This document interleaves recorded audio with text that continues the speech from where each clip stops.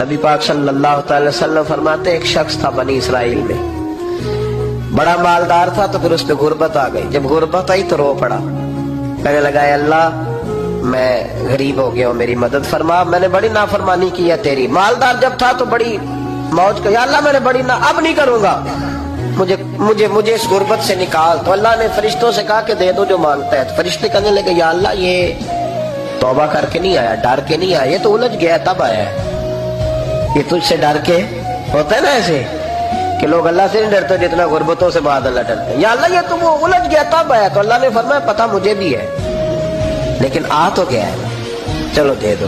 تو کہا یا اللہ اگر دے دیا تو دوبارہ نہیں آئے گا۔ فرمایا اس کا بھی مجھے پتا ہے، تم دے دو۔ اسے دے دیا۔ جب دولت مل گئی نا تو کہنے لگا اوہو وہ تو میں نے اس طریقہ سے استعمال کیا اس لیے کامیاب ہو گیا۔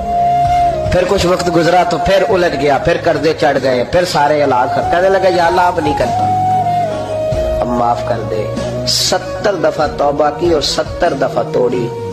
حبیب کریم فرماتے ایک دن بستر پہ تھا، آسانی تھی، 70 دفعہ فرشتوں نے کہا یا اللہ یہ جھوٹا ہے، جھوٹ بولتا ہے، یہ تو غربت آئی ہے تو تیری بارگاہ میں آیا ورنہ کبھی نہ آتا، بیمار ہوا ہے تو آیا، اس کا تو بچہ بیمار ہوا ہے تو آیا ورنہ کبھی نہ آتا۔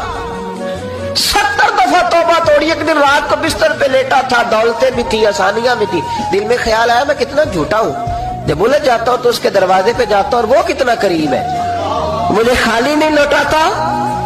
تڑپ اٹھا، آنسو نکل گئے، اٹھ کے مصلے پہ کھڑا ہوا تو رب کریم نے فرشتوں سے فرمایا کھول کے دیکھو دروازے۔